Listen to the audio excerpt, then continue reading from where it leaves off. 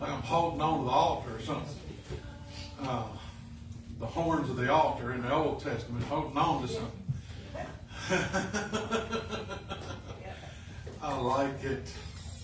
I like it. I'm going to continue today with part 2 of the mud and the masterpiece.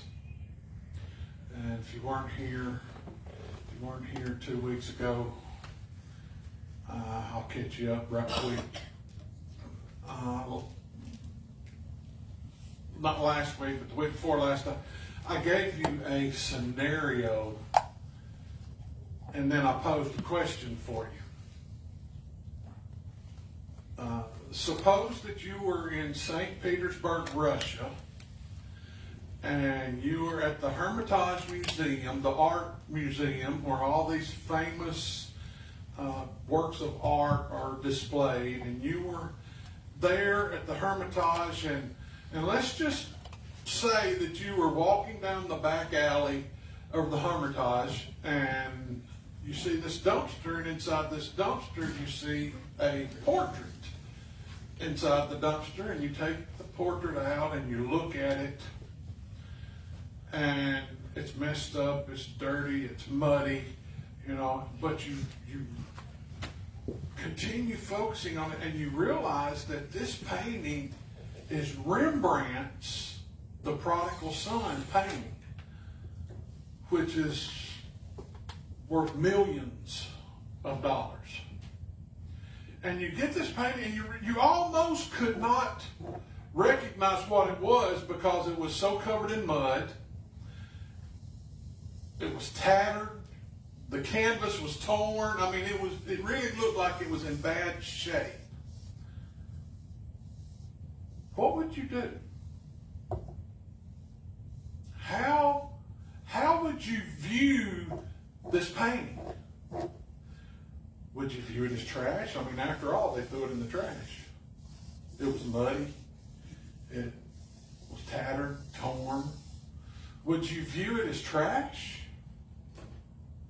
Would you see it as muddy trash? Or would you see it as the multi-million-dollar masterpiece that it is?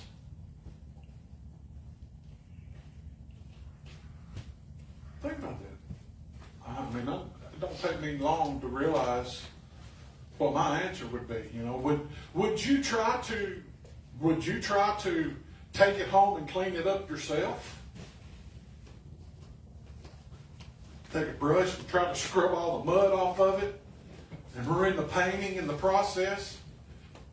Or would you take it to a master restoration artist to get him to restore it back to its original condition?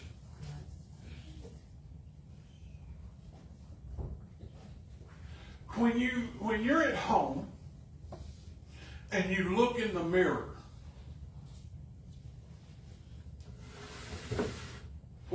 do you automatically see the mud?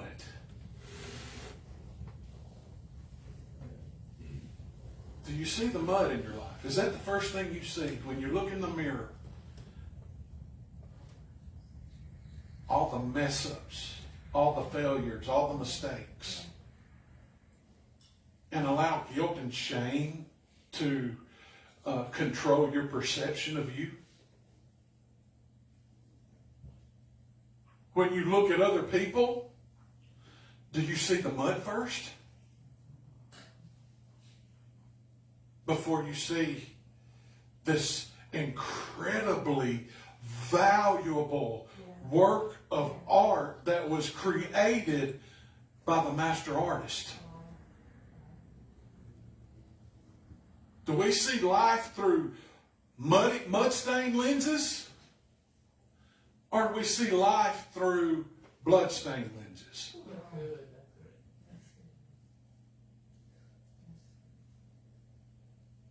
Y'all know one of my favorite sayings is, I want to be Jesus with skin on. Been saying it for 30 years. I heard Donnie and Reba Rambo. I heard him sing a song one time at New Life in the storefront when it first began about being Jesus with skin on. And from that point on, that was my phrase. That was my catchphrase. I wanted to be Jesus with skin on. And I'm sure y'all have heard it hundreds of times from me. If we are going to be Jesus with skin on to this world, then we must see the value that He sees in all of us. Our perception must change. We must be able to see past all the mud and see the masterpiece that He created in us, that He created in others. I read a couple weeks ago, in part 1, I read Ephesians 2 and 10, my life verse. For we are God's masterpiece. That word translated is poetry, poema. You are a poem that He wrote. Your life is a poem that He wrote. It's His poetry. You are a work of art. Not a piece of work, but a work of art. You're His masterpiece. And everybody you come in contact with is His masterpiece, created by the master artist Himself. For we are God's masterpiece. He has created us anew in Christ Jesus so that we could do what He created us to do. Now, I'm going to do something a little different than I normally do. But I just felt this as I was studying and as I was reading. I felt the Holy Ghost all over this. Almost to the point where it takes my breath. I want to read to you, it's from a book that I've been reading, where I get a lot of this, where I'm getting a lot of this from. I want to read to you a testimony, true life testimony of a young lady who was changed because somebody dared to see the masterpiece in her. I may not be able to get through this because I feel this. This is my heart. It's long, it's rather long, so just bear with me and just listen. I'm going to have to put this way out here so I can see it because I can't find my reading glasses. Yeah, somebody may have to hold it back there for me so I can read this. Let's go just for fun. We'll see how much we can push their buttons, Amy teased her girlfriend, who didn't like the idea of hanging around a bunch of Christians. Come on, Amy insisted. I hear their motto is come as you are. I just want to prove that they're come as you are unless you're gay. Amy had been in a 9-year lesbian relationship that had broken up, leaving her wondering why her deepest longings could never be satisfied. She and Rachel had just started seeing each other when they decided to attend one Sunday morning. I came on a mission to shock people, Amy admits. Rachel and I would hold hands in front of people, but instead of the disgusted looks of contempt we expected, people met eyes with us and treated us like real people. So we started coming to church weekly. We kept moving closer to the front each week, just trying to get a reaction so that we'd be rejected sooner than later. When we couldn't shock people, we stopped trying and started learning. Not long after that, Rachel and I stopped seeing each other. But I kept coming to church because I was searching for something, Amy admits. I definitely wasn't looking to change. It wasn't my lesbian lifestyle that I was bringing to God, but I wondered if God had answers to my deeper longings. Problem was, I didn't trust God at all. The more I listened and learned about the teachings of Jesus, the more I started to actually believe that God really did love me. I heard more and more about being His masterpiece. And in time, I actually started to believe it. The more I believed God actually could see something of value in me, the more I trusted Him. Over time, Amy slowly opened her heart in struggles to Christ. It took several years, but as I moved closer and closer to Christ, He gently took me on a very surprising journey. First, I found out my father had 9 affairs while I was growing up. A secret that rocked my world. Jesus began to show me how the roots of my sexual issues tied together with my dad's.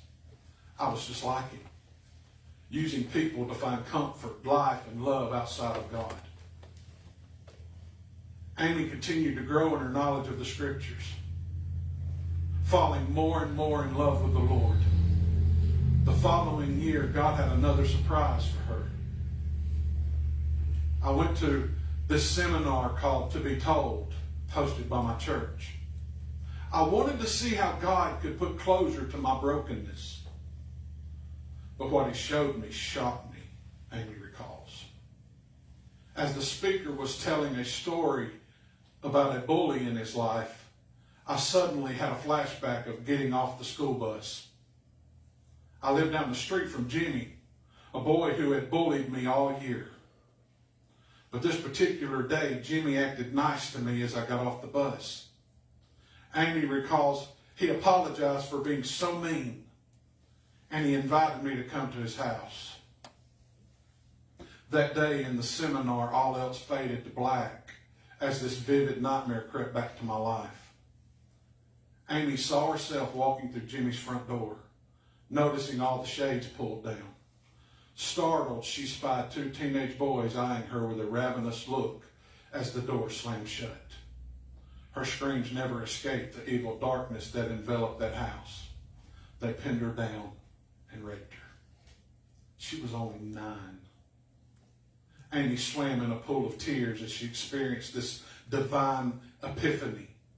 She realized that the Lord had been drawing her near to strengthen her for this revelation, to show her that the source of so much sexual struggle hidden for years beneath the layers of protective mud.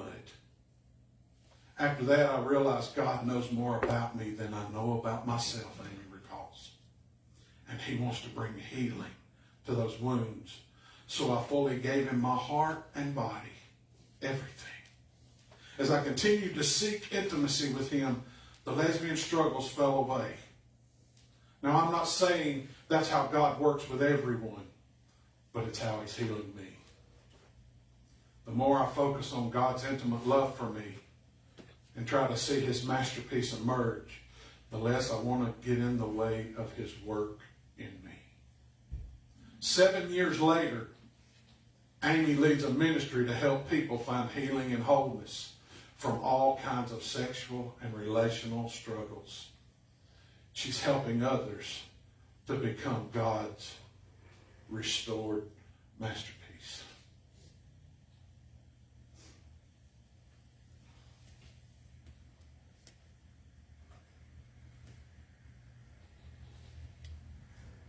That's His heart. That's the heart of the Father. That's His goal. To restore. Did you know that God is not shocked by the things that people do? It doesn't shock Him. Things that tend to shock His church. Things that tend to shock so-called followers. Jesus knew that Zacchaeus robbed people blind. He knew it. He knew that Zacchaeus profited off of very unethical behavior. But he wasn't shocked. Jesus didn't offer Zacchaeus correction.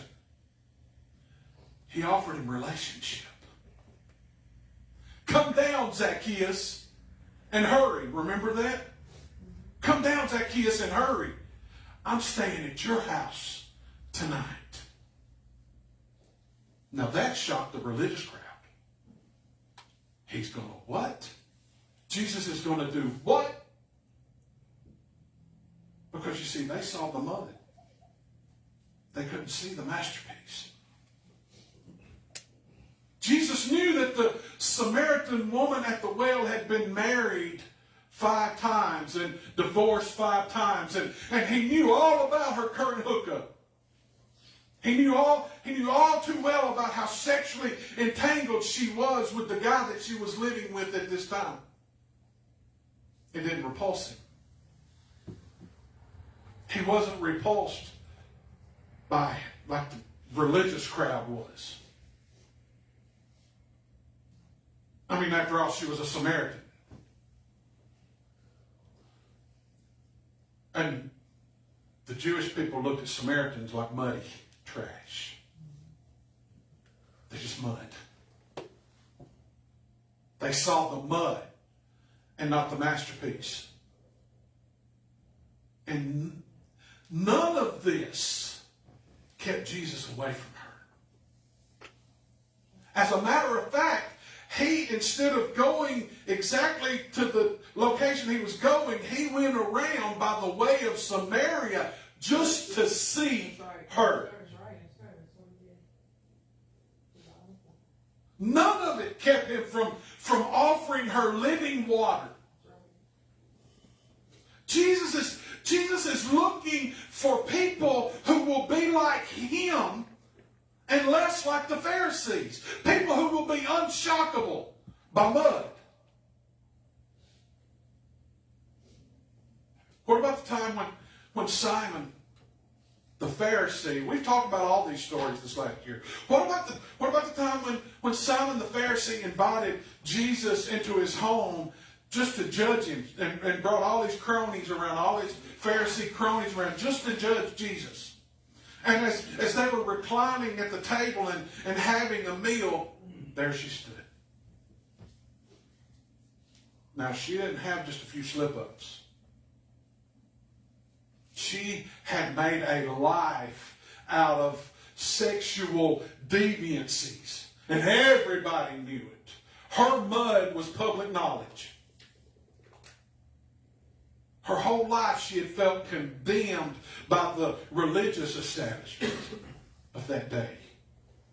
So to step inside this house was either crazy or it was desperation.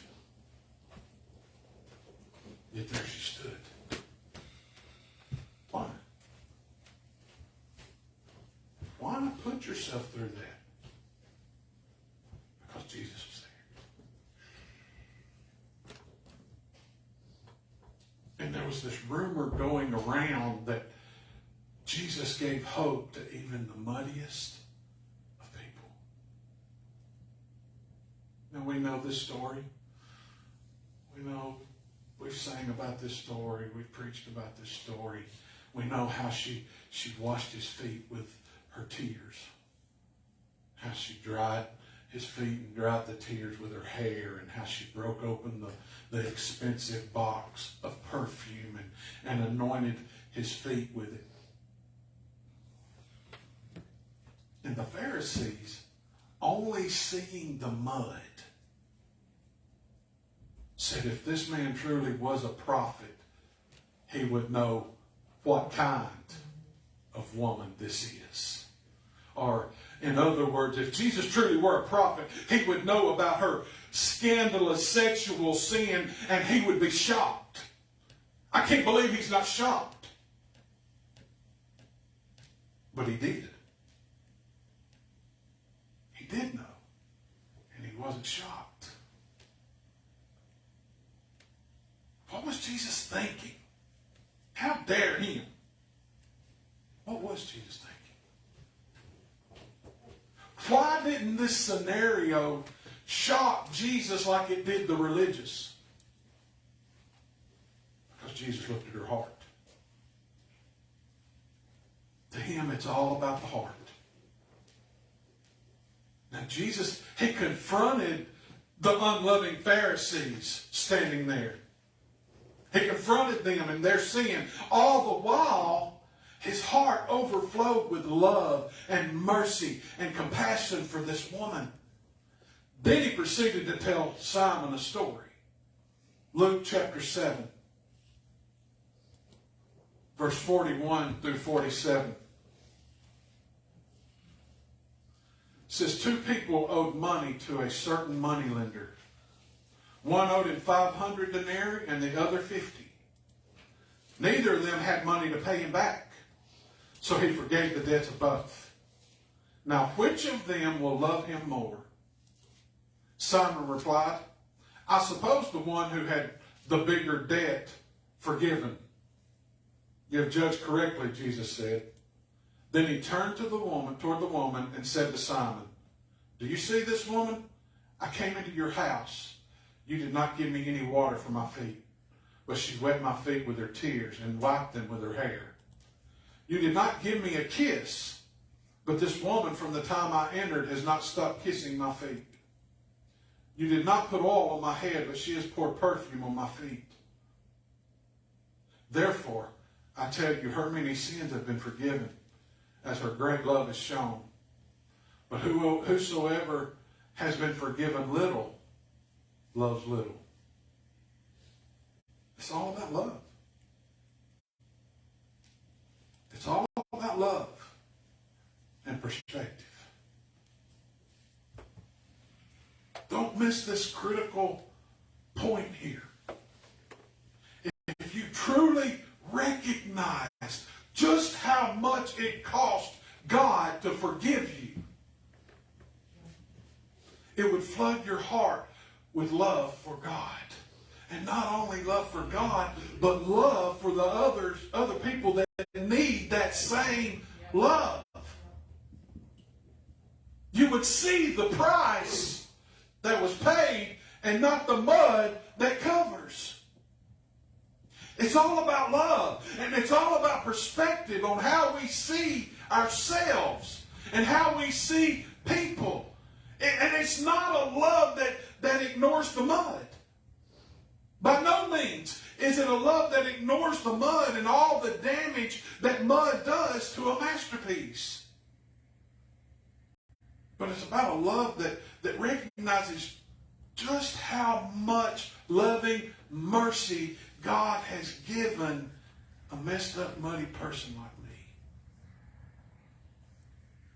And then God couples that love and that grace with the truth to give hope to a broken world that just needs forgiveness and restoration, not mud management.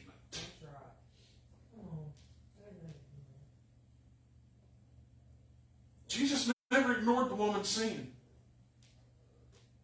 Matter of fact, he speaks of her many sins.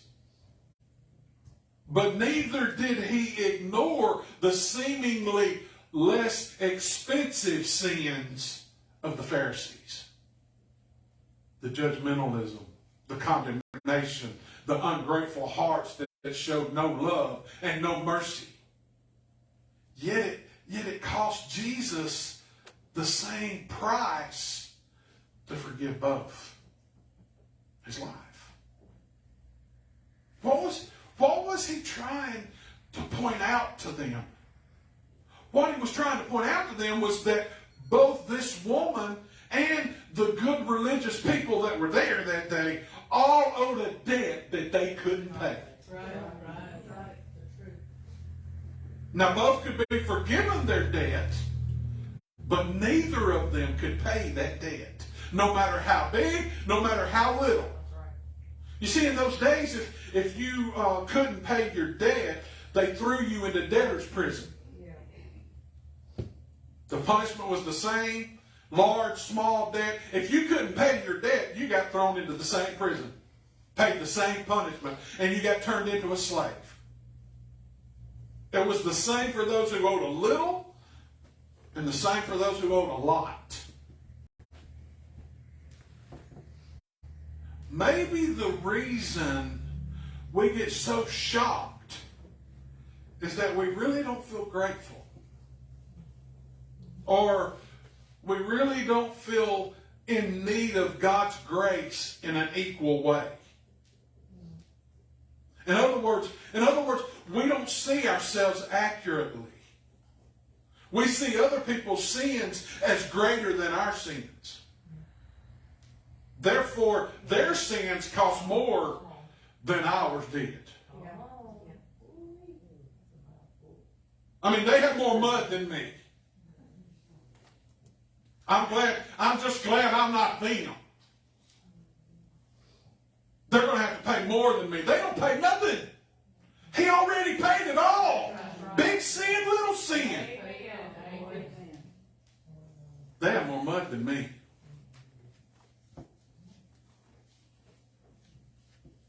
Is that you?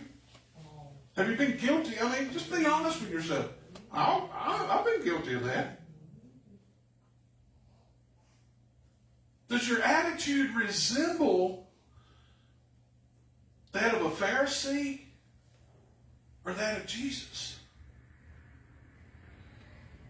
Are there certain types of people that you treat as irredeemable? It's too far gone. I've given them so many chances and they just keep failing. They're just so muddy. Do you secretly judge yourself as being a better person than those people? Therefore, you owe God a less debt.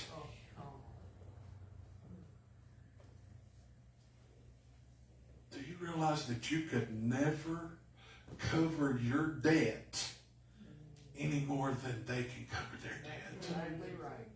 Amen. So, Jesus' point was essentially this. There's no difference between any of us, except for the fact that some of us realize the cost of forgiveness. Others don't. Some are more grateful. Others less grateful. Some love more as a result of their grace. Others love less. But Jesus, he wasn't in shock and disbelief at people's badness, because he identified that person with the masterpiece in them rather than the mud on them. Right. And I believe Jesus wants all of his followers to be unshockable. Not for the simple fact of hating sin or not hating sin. It has to do with seeing sin for what sin really is. It's foreign matter. That's right. Come on, that is It doesn't belong there. Sin is not our true identity. That's right. That's good. That's the whole problem. We need to help people. First, we need to identify it for ourselves, but then we need to help people identify with God's image in them. That's right. The Apostle Paul, he said, it's no longer I myself who does wrong, but sin living in me. In other words, this sin is not me. When people identify themselves with the mud, which is not them, they act like mud. But when people begin to identify themselves with the masterpiece that God has created them to be, then they are more willing to allow the master to do his restoration work in them. But then guilt and shame try to do their job. I've been very good friends with guilt and shame in my life. We were like this at times. Guilt and shame want to block that identity. Shame tells us you're equal to your bad behavior. Guilt tells us you are the sum total of the things that you have done that you're not proud of. You're ugly. You're dirty. You're unworthy. You're unworthy of love. Guilt tells us and shame tells us you will never amount to anything of any value because you're mud. The problem with guilt and shame is that it keeps us acting like mud. So we just keep wallowing in it. Like the prodigal son wallowed in the pig pen. Because we don't see any hope. Because the church always leads with condemnation and not hope. It's called good news. So we just keep wallowing in it. And not only that, but dragging others through the mud with us. It's called mud management.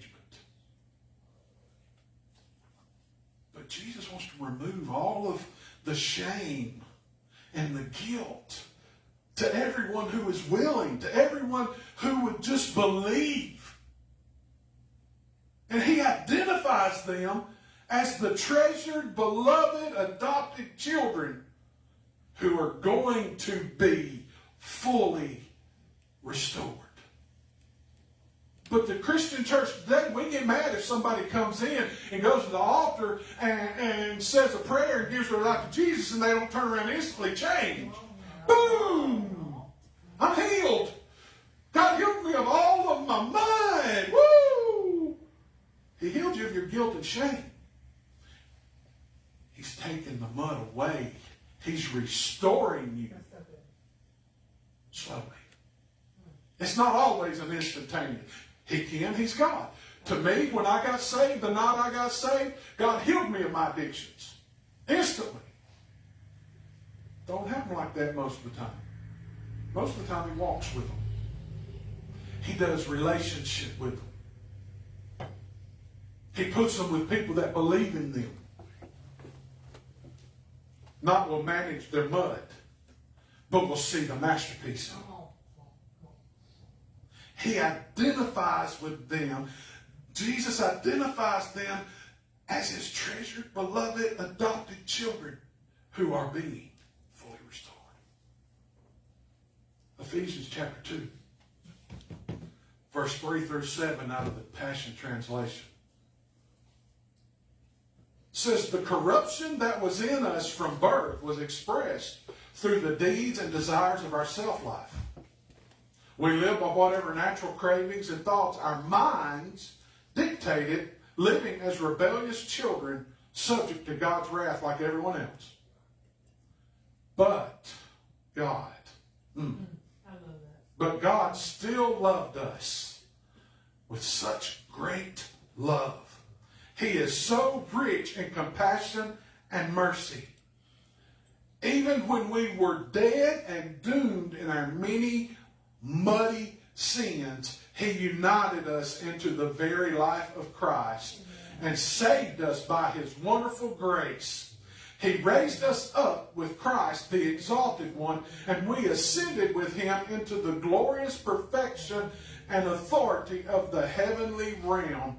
For we are now co-seated as one with Christ. Verse 7 says, throughout the coming ages, in the near future, we will be the visible display of the infinite riches of his grace and kindness which was showered upon us in Jesus Christ. Now, if we, his followers, could get people to see what kind of people God created them to be. Not what the flesh has caused them to be. Not what the enemy has caused them to be. Not what the mud has caused them to be. But if we could get people to see what kind of people that God created them to be, it would kickstart God's restoration work in them. Not getting them to see how messed up they are. They already know that. We already know our mistakes. We already know our mud. We're familiar. We're friends with our mud. We know all about it. But getting them to see just how valuable they are in God's eyes. I'm going to read you another story here. Have you ever heard of the St. Lucia parrot? You ever heard of a St. Lucia parrot? Big, beautiful, pretty bird. The St. Lucia parrot, one of the most strikingly beautiful birds in the world, was destined for extinction. By 1977, only 100 of these exquisite birds remained on Earth, all on the tiny Caribbean island of St. Lucia. The striking turquoise, lime green, and red beauty of the St. Lucia parrot had been taken for granted, hunted, trapped, eaten, and their natural habitat decimated for decades. One biologist forecasted that the parrot could not escape oblivion by the year 2000. That's when Paul Butler, a 21-year-old with no authority, no money, took on the challenge to convince the St. Lucia people that they were the kind of people who protected their own. He did everything in his power to help the people see that this parrot is ours. Nobody has this but us. We need to cherish it and look after it. He hosted puppet shows, distributed t-shirts, cajoled bands into recording songs about the parrot, asked ministers to preach about the stewardship of the parrot. All focused on convincing St. Lucia that we are the kind of people who care about our parrot. And it worked. Rather than becoming extinct, the population of the St. Lucia parrots has grown over 600% since Butler started his identity campaign. Our view of what kind of people we are changes our behavior when we can see correctly. When we see who we are, when we see who we are created to be, when we can see what kind of people we were created to be, that'll change our behavior. We'll act different. The Pharisees, they saw themselves on a pedestal, better than others. And they identified the immoral woman by her mud. If Jesus were a prophet, he would know what kind of woman she is. What kind of woman was she? They could only see her mud, so they treated her like dirt. Jesus saw what kind of woman she was created to be. He could see her true identity. Do you see the image of God in every person you come across? On a daily basis. Do you see the image of God in every person? The Pharisees, they couldn't see what that woman was created to be, so they thought they were doing the work of God. They unknowingly did the work of the destroyer, who wants to keep people enslaved to their sin. Yeah. By keeping them identified by their sin. Yeah. Does this making any sense to y'all? Yes. What kind of people are we? How do we see ourselves when we look in the mirror? That's first and foremost. Because we've got to see ourselves through the mud to the masterpiece. We've got to see ourselves as the masterpiece that he sees us. Just needing some mud removed. How do we see others? You know, we're in an earth suit. We're in an earth suit. So we all grew up under the condemning voice of shame. Apart from God's grace, we all feel that condemning voice of shame. And we can all relate to Paul's words in Romans 7. It's Romans 7, verse 18 and 19. Paul said, "For I have the desire to do what is good, but I cannot carry it out. For I do not do the good I want to do, but the evil I do not want to do, this I keep on doing." Let's get down to verse 24. "What a wretched man I am," he's seeing the mud. "Who will rescue me from this body that is subject to death?" Paul could identify with how shame drives us to feel wretched and condemned. Because he felt it too. What hope is there for me if this is the truth? When people naturally feel this hopeless sense of judgment, they tend to run from God instead of to God. And apart from God's grace and apart from knowing that God can restore even the muddiest, most damaged masterpiece, people are going to live their lives feeling condemned. And if we keep identifying people with their mud and we don't see their value and show them their value, then we just push people farther away from the Master who can restore them, all in the name of the Gospels. So, with all that being said, I'm going to start my message. No, I'm just kidding. I'm just kidding. With all that being said, I want to get to my point. Unless we, like Jesus, offer people some really good news about God to offset the bad news that they already have inside, that everyone secretly understands, people are just going to keep running from Him. Churches are going to be empty.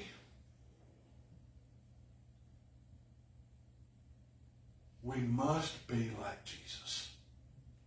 We must be Jesus with skin on. But in order to do that, we must start where Jesus started, with muddy feeling people. Jesus didn't start with the mud. He never started with the mud. He started with the masterpiece in them. He started with hope. He started with good news. He started with grace. He started with relationship. I mean, think about it for a second. Jesus didn't confront Zacchaeus about his thieving practices. He first offered relationship. And that's what changed Zacchaeus. Jesus didn't make sure that the woman at the well understood that sex outside of marriage was wrong, even though he had taught it many other times in other places. But he offered her living water that made muddy water taste bad. Jesus didn't remind the woman caught in the act of adultery that she's broken the 10 Commandments. He didn't have to. She knew it. Right. What he did is he set her free from condemnation first. Yeah. Go back and read that. He set her free. Neither do I condemn thee. Where are your condemner? Neither. Well, then neither do I condemn you. I set you free from condemnation. Yeah. So that she could then go and sin no more. Right. Relationship was Jesus' solution to the sin problem.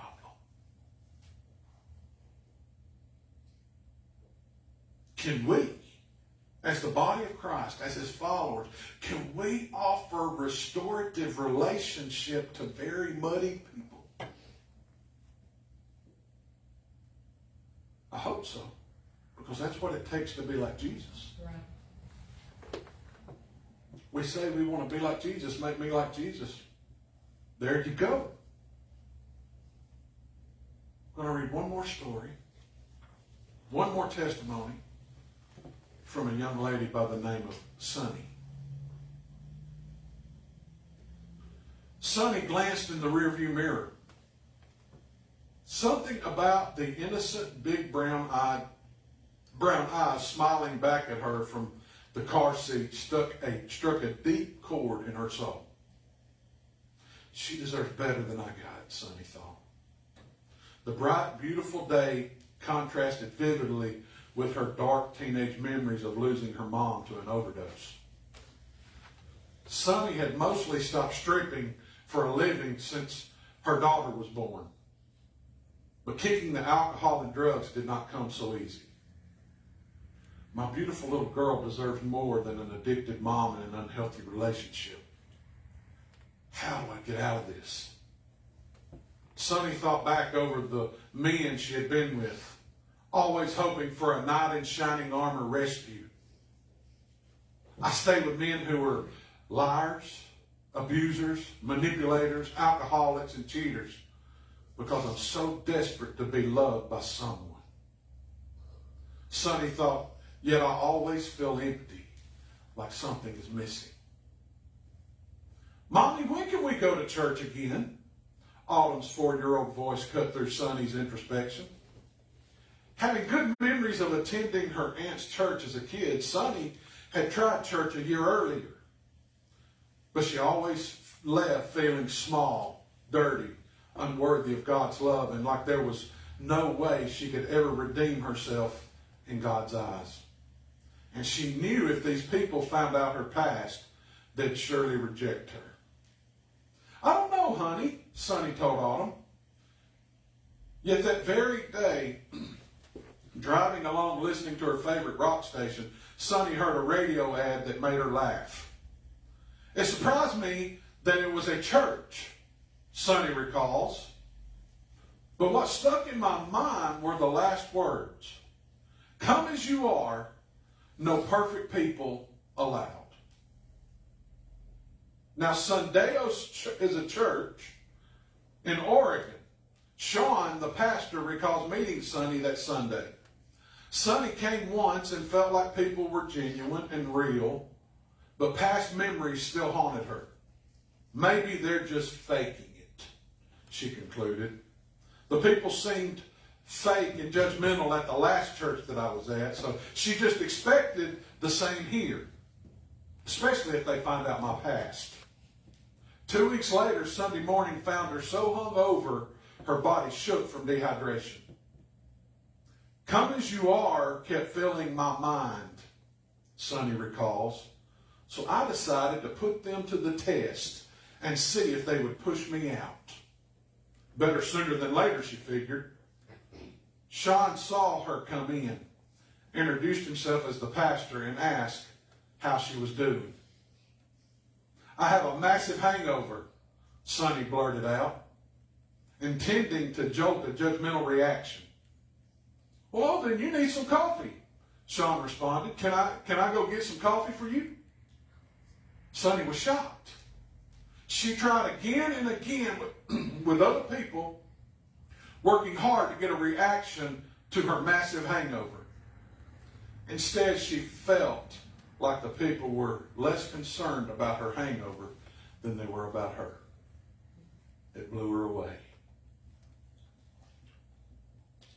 I continued to come to Sundeos and began building amazing relationships with people there. And as trust built, I began to say less words for shock value, which, by the way, was a defense mechanism I used to keep people from getting close enough to hurt me. And I began to allow myself to be ever so slightly vulnerable. Sean, Colette, Chandy, and a few other people brought me into their lives like I was family. No matter what I said or did, the response was, I love you for exactly who you are and exactly where you're at. And so does Jesus. 9 months later, I almost overdosed like my mom had. But I cried out for help this time. This time to God.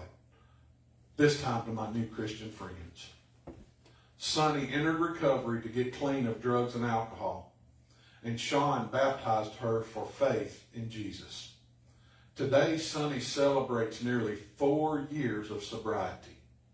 God led me to an amazing Christian man, and I've been married to for a year now. And I'm back in college. And now I know all of them will have a better life than I did. Because God is leading us.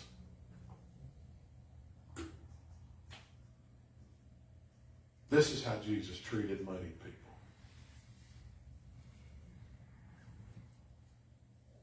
This is how he treats his masterpieces. Jesus offered mercy to people who need mercy. He said, I didn't come to judge.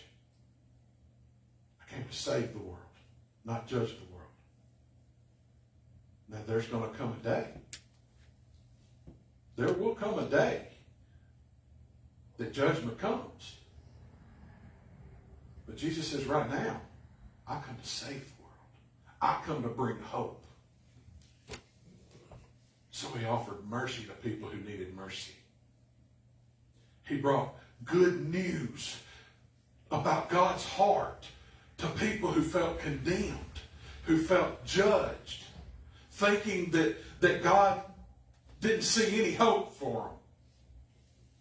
He offered people relationship that restored. And as followers of Jesus, do we bring good news first and relationship first?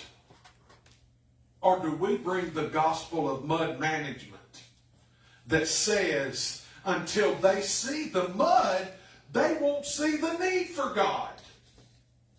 Or the gospel of mud management that says until I help them see the bad news about how wrong their sin is, they won't see the need for forgiveness. Show me where Jesus did that. Show me. Jesus didn't do that. The Pharisees did. The mud management. Jesus brought hope. He brought relationship. Now don't misunderstand me here. This doesn't mean Jesus ignored or denied the seriousness of our sins against God. Or how wrong our wrongs against each other. He never denied the truth about sin. Instead, he put the spotlight of grace on the masterpiece so that they would see why they needed the mud gone. Does that make sense? What if, in closing, what if you went into your workplace? You can go ahead and cut the lights, Jade, if you want to. Somebody can cut the light. What if you went into your workplace, into your neighborhood, into your home, for that matter, and started treating people like Jesus did? What if you were unshocked by mud? Any mud. And motivated by mercy. And committed to restoring value to everyone you come in contact with. What if first you saw yourself as the masterpiece being restored?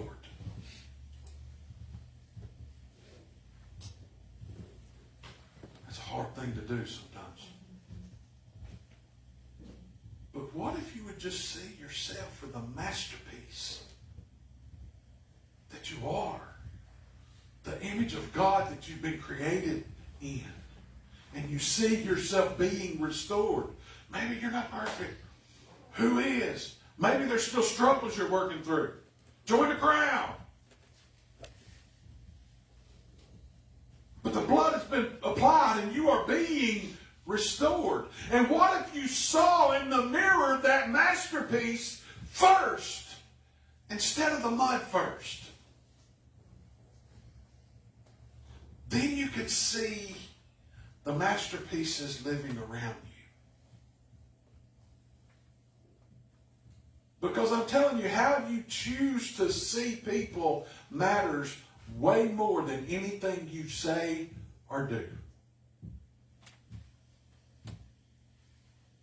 Are you willing to get into the trenches and build relationship with muddy people? Are you willing to take on an Amy? Are you willing to take on a Sonny? Jesus did. Jesus did. And then he said, and greater works will you do than what I did.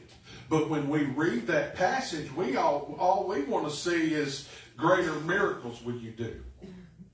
You're going to lay hands on more people and they're going to get healed. I'm going to walk on water many more times than Jesus did. I'm going to lay hands on somebody and I'm going to see their withered hand grow out. I'm going to lay hands on somebody and I'm going to go into the hospitals and lay hands on people and see all these people. And that's all great and good. But what about you will love on more people than I ever was able to touch in my 3 years on earth? That's a miracle. What about you will be able to restore value to more people than I ever did while I was in my earth suit? But first we must see them as the masterpiece that he did.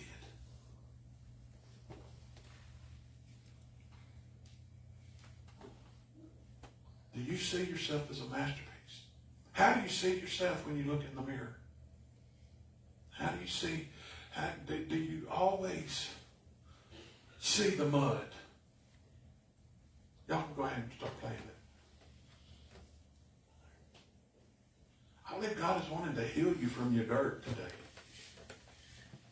I believe God is wanting to heal you from your guilt, from your condemnation, to where you can see the masterpiece.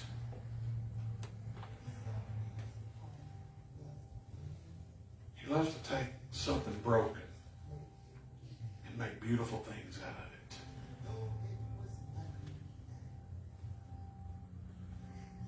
But he don't do it just so that you can look at yourself in the mirror and see the masterpiece. He does it so that you can take what you've learned and then you can in turn see other people the way he sees people. So that you can in turn be like the Amy's and the Sonnies who take what they've been through and take and in turn use it to restore other muddied masterpieces. But first, perspective has got to be right. How do you see yourself? Today I rebuke shame. Yes. I break the bondage of guilt that are in people's lives today. You're going to begin to walk with blood-stained lenses and not mud-stained lenses. And you want to see yourself different. You're his masterpiece. You are his poema. You're his poetry. He wrote a poem just about you, and it was called You. He loves you. And he is fully restoring you to your original condition. I bind guilt. I bind shame in Jesus' name. My heart is to be this type of church. A church that doesn't see mud. before it sees the masterpiece. A church that loves muddy people. Because I've been covered in mud more than any of you